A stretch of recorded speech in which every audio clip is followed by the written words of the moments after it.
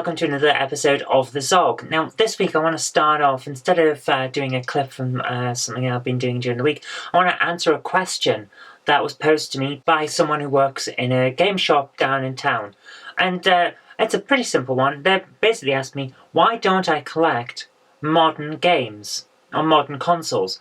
And what they were saying is surely it's easier to collect these because you can just go into any shop and buy whatever you want.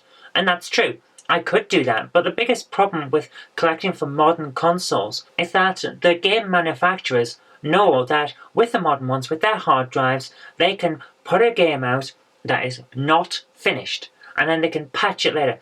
The best example I can think of with this is Star Wars Battlefront, where most of the game appears to be coming later than what you buy on the disc. You've got Jakku coming later, and you can fight on Hoth and a few other places. That's about it. There's not an awful lot in it, and it's all coming later. Or DLC. DLC was something that plagued the gaming industry in the last generation and is plaguing this one as well, where if you buy a game, you don't get everything about that game with it. You not having the entire game on the disc when you buy it is why I don't collect the modern consoles. That's why I have a few Xbox 360 games, but I won't be collecting Xbox 360, because you can't guarantee that what you've got is the full thing. The Wii is the most modern console that I collect, so it's Wii games, Xbox Original, PlayStation 2, PlayStation 1, and anything earlier than that. That's my limit, because when you buy one of those games, it may not work properly. That's true. I mean, the entire last level of, what was it, Dragon Ninja or something like that in the Amstrad CPC is not there. It wasn't in the game. Huge amounts of things get cut. Things like that. Yeah, sure. There are lots of problems with older games. I'm not saying that there aren't. But what I'm saying is that, broken or not, it's all there on the disc or on the cartridge when you buy it. And that's why I think I can guarantee that if I get a working copy of a game, it's the game, rather than part of the game, or it's the start but you haven't got the DLC, you'd have to get that extra. And that's a problem that I don't want to have to deal with. So that is why I don't do it. And you could argue that even collecting more modern stuff like the Wii, the PlayStation 2, the Xbox, things like that, is a problem because the discs might delaminate. And I have had this happen. I had this happen with Outrun 2 on the Xbox, and it really annoyed me because Outrun 2 is one of my most favourite games, which is why it delaminated. It got left in the console while we were playing for extended sessions, and that caused an issue because it heated up and delaminated. But that is part and parcel of dealing with collecting. It's a problem that you have. The same reason why all my old Amstrad games, if I can eventually find them in my parents' attic, I will probably find most of them won't load. And that's a problem because of the media that they're stored on. But that is a different argument. And you could say, well, you could just get all the stuff and put it onto SD cards if you're collecting the modern stuff. And that is true. If you're willing to go down the route of paying for the game and then paying for all the DLC and then put all of that DLC onto SD cards and store it that way, then that's fine. Go ahead and collect. But I don't have the space to do that or the patience.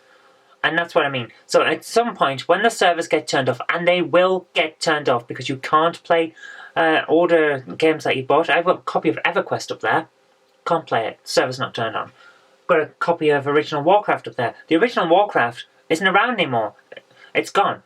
And fan servers tend to get turned off as well. So this is what I'm talking about. Once the servers are gone, where's your game? What do you play? How do you get those extra updates? So if you missed a game and you had to come back years later and the server's gone, you can't get those extras, which means you don't have the complete game. So what's the point in collecting? That's how I see it anyway. And I'm willing to have a debate about the merits of collecting modern stuff as well. By all means, come and join in and we'll have a chat. But the way I see it is, I can guarantee what I've got on these older classic games is the whole thing. And I can't do that for the modern stuff. That's why I don't collect the modern stuff. Anyway, that's all I've got to say on that one. And if you want to take a different position or add something that I haven't thought about here, then by all means leave a comment and we'll have a discussion there. But for now, I'm going to end by jumping over to something I recorded a little bit earlier on. And we're going to have a look at a game haul that I got today when I went to a music shop that sold computer games. Hello and welcome to another episode, and today I've got a load of games that I picked up, not from CEX this time, but I went to Record Store Day with my my wife Jennifer, and I found that this record shop, it's a local independent one, had a load of computer games in it. So I thought, well, I'm going to have those because why not? So I went down today and picked them up because I didn't want to get in the way of the record shop people by flicking through them all. There wasn't an awful lot of space. So I decided to go back the day after and just see what he had. And I was actually surprised. This one that's playing here, Rogue Squadron 3 on the GameCube. Got it here for £6. I couldn't say no. I never thought I'd see GameCube games that pretty good and sought after GameCube games, that is, for that cheap. So I had to pick that one up, Rogue Squadron 3, and as you can see, it's playing quite well. So I'm really happy with that. And the manual itself is in really good condition. There's a slight bend here on the end, but aside from that, it's perfectly fine. So I am really, really happy with that one. So yeah, not a bad choice there, I think. Now, this one isn't actually from the record shop, but it was going at a reasonable price, so I had to have it on eBay. I jumped in and got a copy of Final Fantasy VI. Now, of course, this is the PlayStation reissue one, because the original one came out on the Super Nintendo, but it's still Final Fantasy VI, and it builds up on my Final Fantasy collection. Now, there should be a sticker on the front, which has been removed, and it's a sticker that says it's got a demo of Final Fantasy X, because it has. The demo disc is here, and let's have a look at that. I don't think that's been played. Not a mark on it, so I'm very happy with that. The manual is in pretty good condition. I mean, it's creased, but it's in pretty good condition nevertheless. A couple of marks on the back, but aside from that, it looks pretty damn good. So I was really happy with that.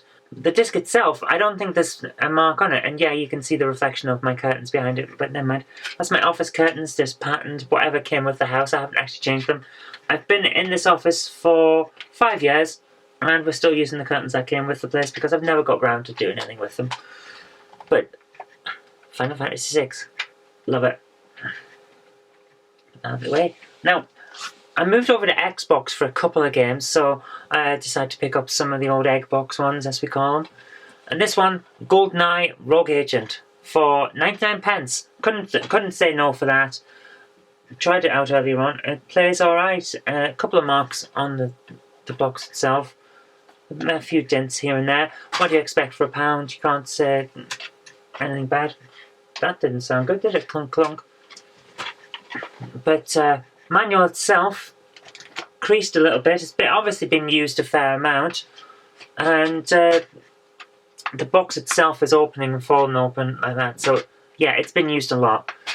But the game itself is reasonable condition. I mean, it loaded up fine. It played fine. I enjoyed having a quick try of it earlier on. So I'm not going to say anything bad. It does, however, have a gold sticker on it from somewhere in Dagenham, and that's a bit annoying because it's been stuck not onto the case, onto the inlay. Now, here's the thing that I don't like. If you have a shop that sells second-hand games, do not brand the things that you sell because it reduces their value. What is the point of having your little stickers and stick them onto things that you know are going to cause damage when you take them off? Do you think you can pay less if someone brings it back in? Is that what you're thinking about? Because to be honest with you, it's not going to matter, is it? You're still going to be able to charge whatever you want. My goodness, it annoys me. And all it does is that when you're a collector like me, you get annoyed about stuff like that. That's all it's done. Now, going on with the next one, because I rant over, we have here a pretty good condition box, but again, sticker on the inlay, and this one is for Herbs, Sims in the City.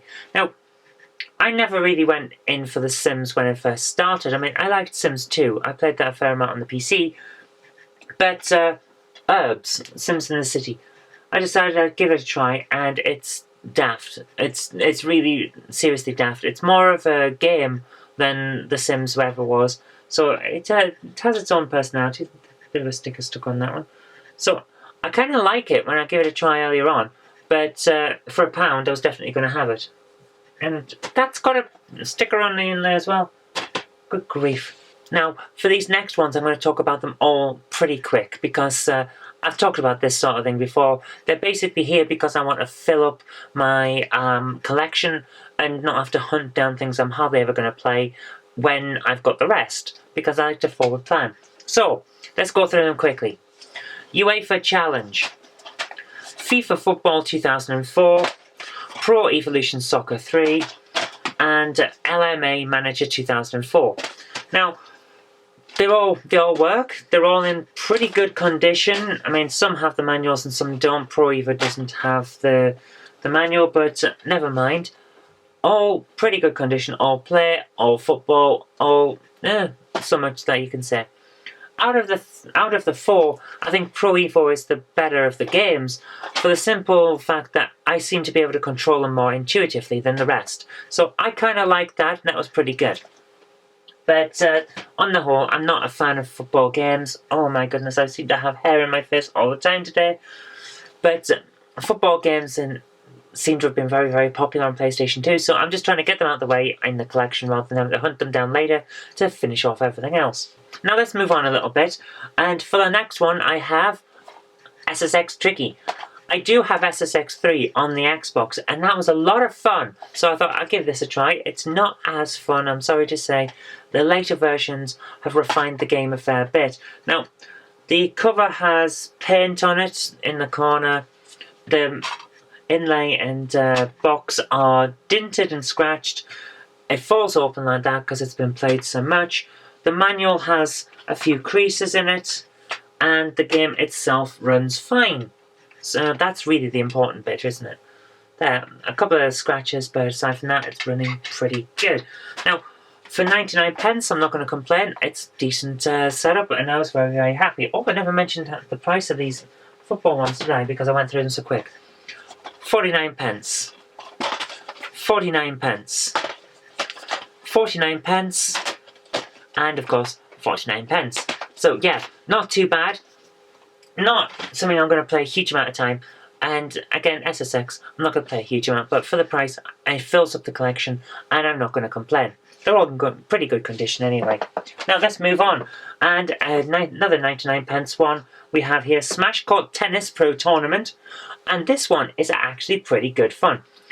Back in the 90s, I remember playing Pete Sampras tennis, and that was a lot of fun on the Mega Drive. And this has the same sort of feel as that, so I was really quite happy with this. I'm just checking this. Yeah, I thought so. It's a CEX replica case. The box is not the original. The inlay is not the original. The manual is pretty good quality. I mean, it's got a couple of creases and dents. It's been looked at, but all of the bump that goes with it is still here. All this stuff. So, all in all, that's not bad. I mean, I'll have to get a new cover at some point, but that's fine. The game itself is in pretty good condition. There don't seem to be any marks on it. So, all in all, I'm not going to complain about that. That's pretty good, yeah. Now, again, I'm going to cover these pretty quick. Again, they're not something that I'm really massively into, but 49p per game, I'm not going to complain. And these are WWF SmackDown. We have Here Comes the Pain and Just Bring It. Now, both of them, the covers are in very good condition, surprisingly. I mean, the cases themselves have a few scratches on them, but they're very minor things. And let's have a look inside. Now, these are at least third hand. The the manual for Here Comes the Pain has a CEX sticker on it.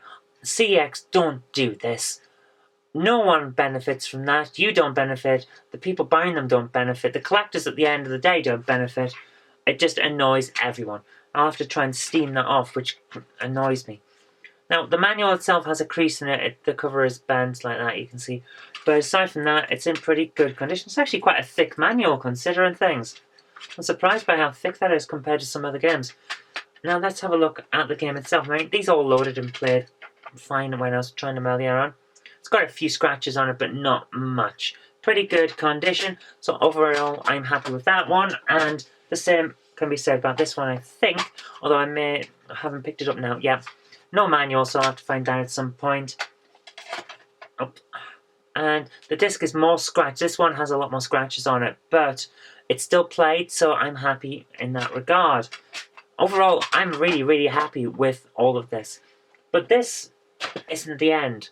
I mean, for all of these games, I paid 13 quid for that pile, including the 6 quid I paid for the GameCube one.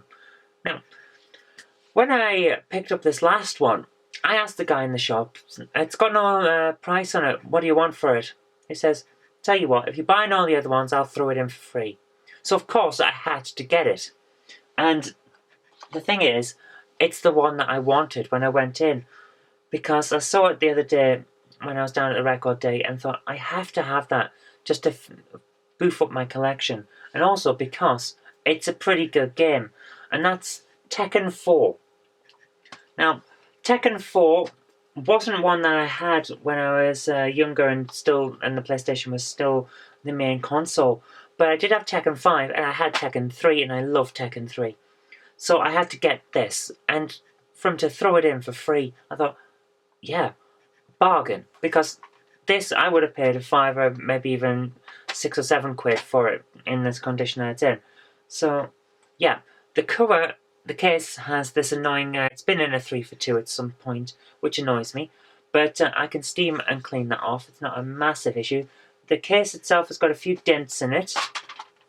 When we open it up, it comes with the demo disc as well as the game, which is in good condition.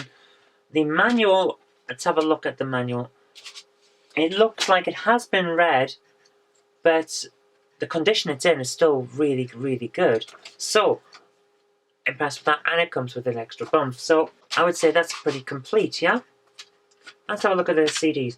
Now, let's start with the demo one, because it's here. I think that's never actually been played. It's got no scratches on it, no fingerprints. That is in perfect condition. I am really impressed. Let's have a look at the other one. The game itself, it's got a couple of fingerprints on it, but no scratches whatsoever. This has basically been part of someone's collection. There's nothing on it. So, for free, I am really, really impressed. Because like I said, I would have paid as much, if not a little bit more, than I paid for Rogue Squadron 3. So, all in all, that is a hell of a haul. I think you would agree. So I'm really, really happy, and now I'm going to run off and play Tekken. So, there you are. Pretty good deal, I thought. Anyway, that's really all I've got time for this week, so thank you very much for watching. I hope you did like this, and if you did, remember to click the like button. Share this with your friends so they can see what's been going on too. And do subscribe for future videos, because there will be more in the future. But until next time, I've been Zoe Kirk-Robinson. You've been watching The Zog on ZJKR, and I'll see you next time.